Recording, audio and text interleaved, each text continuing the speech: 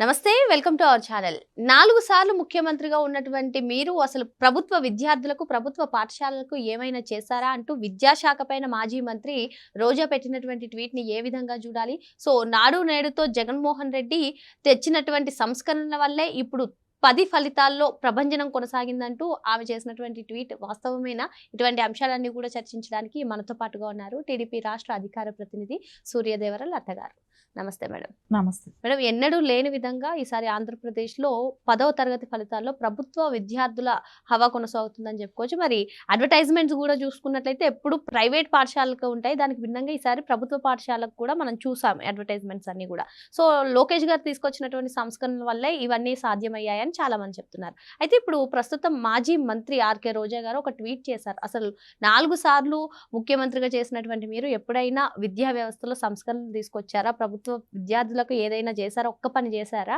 మా జగనన్న ఏదైతే నాడు నేడు అని తీసుకొచ్చారో దానివల్లే ఇప్పుడు ఈ ఫలితాలు అంటూ ఆమె చేసినటువంటి ట్వీట్ని ఎలా చూడాలంటారు అంటే ఆవిడకి అవగాహన అనేది ఉందో లేదో తెలియట్లేదు కానీ ఎందుకంటే సినిమా ఫీల్డ్లో ఉంటుంది అప్పుడు బాబు గారు సీఎంగా ఉన్నప్పుడు స్టార్టింగ్లో సో ఆవిడకి రాజకీయ అనుభవం లేదు అందుకని నోటుకొచ్చినట్టు మాట్లాడుతుంది ఎందుకంటే బాబు గారు సీఎం అయిన దగ్గర నుంచి విద్యార్థులు అనేవాళ్ళు ఎంత ఉన్నత స్థాయికి వెళ్ళారనేది బాబు గారు అరెస్ట్ అయినప్పుడు చూసాం ఎగ్జాంపుల్ మనం ఎందుకంటే వాళ్ళు ఉన్నత స్థాయిలో మంచి ఉద్యోగాలలో ఉన్నాము ఈరోజు మేము ఇంత బాగా సెటిల్ అయ్యామంటే అది బాబు గారి దయ అని చెప్పి వాళ్ళందరూ మాట్లాడటం మనం చూసాం అది ఖచ్చితంగా అది మనకు రిజల్ట్స్ కనపడ్డాయి ఎందుకంటే బాబు గారు అంటే చదువుకోవటానికి ప్రోత్సహించడానికి సైకిల్స్ కానివ్వండి బీసీ విద్యార్థులకు బుక్స్ పంచడం దగ్గర నుంచి కానివ్వండి మధ్యాహ్నం భోజనాలు పెట్టడం దగ్గర నుంచి కానివ్వండి ఇంకోటి అంగన్వాడిలో పిల్లల్ని అట్రాక్ట్ చేసి ఇంటికి తెప్పించుకోవాలంటే భోజనాల వసతి కల్పించాలని రోజు పౌష్టికాహారం ఉండాలని గుడ్లు పంచడం కానివ్వండి పాలు ఇవ్వటం కానివ్వండి అంగన్వాడిలో ఇంకా గురుకుల పాఠశాలలు కానివ్వండి హాస్టల్స్ కానివ్వండి ఇవన్నీ కూడా పెట్టి ప్రతి విద్యార్థి కూడా చదువు అనేది ఉండాలి కంపల్సరీ చదువుకోవాలి చదువుకున్న రోజున వాళ్ళ కాళ్ళ మీద వాళ్ళు నిలబడుతుందని బాబు గారు ఫ్రమ్ ద బిగినింగ్ నుంచి కూడా ఆయన చదువుకు అంత ఇంపార్టెంట్ ఇచ్చారు కానీ అది ఆ మినిస్ట్రీగా ఏదైతే లోకేష్ గారు తీసుకున్నారో దాన్ని ఫుల్ఫిల్ చేశారు ఎందుకంటే ఆయన మనం గతంలో 14 నుంచి 19 వరకు తీసుకున్నా కానివ్వండి ఇప్పుడు 24 నుంచి ఇప్పుడు తీసుకుంటున్నా కానివ్వండి ప్రభుత్వ పాఠశాలల్లో చాలా డెవలప్మెంట్ అనేది అయితే కనపడుతుంది ఎందుకంటే మనకు ఎక్కువ శాతం టీచర్స్ అనేవాళ్ళు బోధించడం అనేది ఇంపార్టెంట్ కానీ జగన్మోహన్ రెడ్డి గారి హయాంలో ఏమైందంటే టీచర్స్కి ఇచ్చిన పనులే కానివ్వండి టీచర్స్గా ఒక్క పోస్ట్ కూడా వేయలేదు ఇప్పుడు రిటైర్డ్ అయిపోయిన వాళ్ళు అయిపోయిన తర్వాత పోస్టులు అంటూ భర్తీ చేయాలి కదా సో భర్తీ చేయకపోగా అది కూడా కాకుండా వాళ్ళని ఎలా వాడారంటే బాత్రూములు కడిగించుతూ కానీ ఫొటోస్ తీసి పెట్టించటం ఇంకోటి టీచర్స్ని వైన్ షాపుల దగ్గర కరోనా టైంలో నిలబెట్టి వాళ్ళని అంటే తాగుబోతుల్ని క్రమశిక్షణలో పెట్టాలా టీచర్స్ అలాంటి పనులు చేయించడం ఇవన్నీ చేశారు కానీ ఎక్కడా కూడా వాళ్ళు చదువుకున్న చదువుకే కానివ్వండి స్టూడెంట్స్ని ఎంతవరకు వాళ్ళు పర్సంటేజ్ తీసుకురాగలుగుతున్నారనే కానివ్వండి ఇలాంటివి ఒక పోస్ట్ వేయటం కానివ్వండి అంటే ఒక టీచర్ ఉద్యోగం ఇప్పించలేని పరిస్థితిలో కానివ్వండి ఇవన్నీ మనం మెగా డిఎస్ ఎక్కడ వేసాడు ఒక్కసారి కూడా లేదు అవన్నీ కూడా జరిగాయి డిఫరెన్స్ మనకు కనపడుతుందా నువ్వు సీఎంగా ఉన్నప్పుడు జగన్మోహన్ రెడ్డి గారు సీఎంగా ఉన్నప్పుడు చిక్కీ ప్యాకెట్ల పైన కూడా ఆయన ఫోటో ఉండాలి ఆ కవర్ పైన కూడా మొత్తం ప్రభుత్వ పాఠశాల బిల్డింగ్లకు కూడా వైసీపీ కలర్స్ ఉండాలి అది ఎంత పైశాచిక ఆనందం పొందటమే కాకపోతే ఇంకా వేరే ఏంటి ఒక ఎడ్యుకేషన్ పరంగా అని తీసుకున్నప్పుడు ఒక పిల్లల విషయంలో తీసుకుంటే వాళ్ళకి ఓటు హక్కు కూడా ఉండదు అలాంటి పిల్లల దగ్గర నీ రంగులు ఎందుకు పార్టీ రంగులు పెట్టడం అనేది కరెక్ట్ పద్ధతి కాదు కదా వాళ్ళ ఇచ్చే ఈయన సొంత ఇంట్లో నుంచి ఏమైనా తీసుకెళ్ళి ఇచ్చే బ్యాగుల వాటిపైన ఆయన ఫోటోలు ఉండటం కానివ్వండి ఇవన్నీ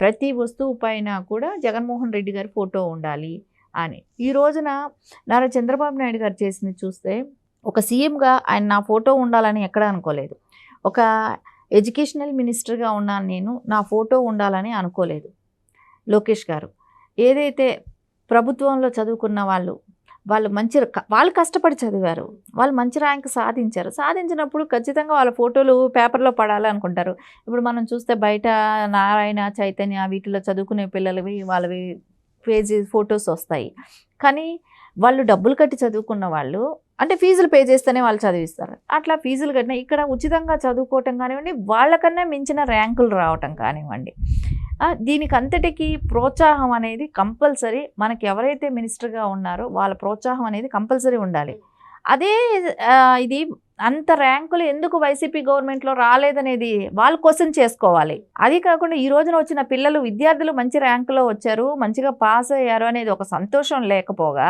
అంటే వీళ్ళకి అంత రావాల్సిన అవసరం ఏంటి, వీళ్ళంత చదవాల్సిన అవసరం ఏంటి అని ఆ దృష్టితోనే రోజా నోటుకొచ్చినట్టు మాట్లాడటం జరుగుతుంది. మరి నాడు నేడుతోటి ఎన్నో సంస్కరణలు తీసుకొచ్చారు విద్యా వ్యవస్థలో అంటున్నారు మేడం, దాన్ని ఎలా చూడాలంటే? నాడు నేడులో చేసింది ఏంటంటే వాళ్ళు అన్ని సంస్థల్ని ఎలా భ్రష్టు పట్టించారో అదేలాగా విద్యా వ్యవస్థను కూడా భ్రష్టు పట్టించారు. అంతకుమించి వాళ్ళు ఏం చేసింది లేదు. ఎందుకంటే స్కాములు అని ఎందుకు అంటున్నానంటే వాళ్ళు ట్యాబులు పంచారు, ఆ ట్యాబుల్లోనూ స్కామ్లే. గుడ్లు చెడిపోయిన గుడ్లు ఇచ్చారు, మిల్క్ పాడైపోయిన ఎక్స్పైర్ డేట్ అయిపోయినట్టు ఇచ్చారు, పాలంతా కూడా నాసిరకం భోజనం పెట్టారు. ఇవన్నీ స్కాములు కదా. సో వాళ్ళకి సకాలంలో బుక్స్ ఇచ్చేవాళ్ళు కాదు.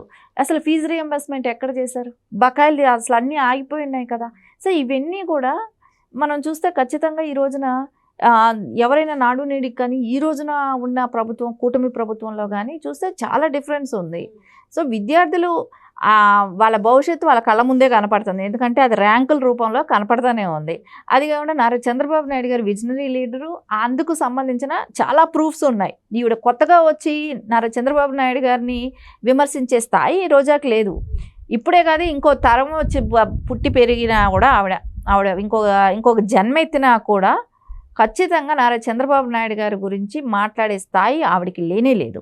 అలాంటిది ఆవిడ వచ్చి నారా చంద్రబాబు నాయుడు గారి గురించి మాట్లాడుతుంది అని అంటే అసలు చాలా వినేవాళ్ళకి చాలా అసహ్యం ఉంది. ఈవిడ మాట్లాడటం ఏంటి, ఈవిడ దెయ్యాలు వేదాలు వర్లిస్తాయి అన్నట్టు జగన్మోహన్ రెడ్డి గారి చేసే తప్పులు కోకొల్లలు, దాన్ని గురించి వెనకేసుకుంటూ నారా చంద్రబాబు నాయుడు గారి గురించి మాట్లాడుతుందంటే అసలు ఈవిడికి వ్యవస్థ ఎలా నడుస్తుంది, వ్యవస్థను ఎలా నడిపిస్తున్నారు, ఇవన్నీ తెలిసి కూడా మాట్లాడుతుందనంటే ఇంకా ఆవిడని ఇంకా ఏ రకంగా మనము ఆలోచించాల్సిన, అంటే మైండ్ బాగుంది మాట్లాడుతుందా లేక మాట్లాడుతుందా. ఎందుకంటే తమిళనాడు ఎలక్షన్కి వెళ్ళి అక్కడ పాదం పెట్టొచ్చింది, ఆ పాదం మహిమ మొత్తం ఇప్పుడు ట్రోల్ అయిపోయి మొత్తం తమిళనాడు కూడా మొత్తం కోడైకి వస్తుంది రోజా గారు. అది డైవర్ట్ చేయడం కోసం ఈవిడ ఈ రోజున నారా చంద్రబాబు నాయుడు గారిని మాట్లాడటం జరిగింది.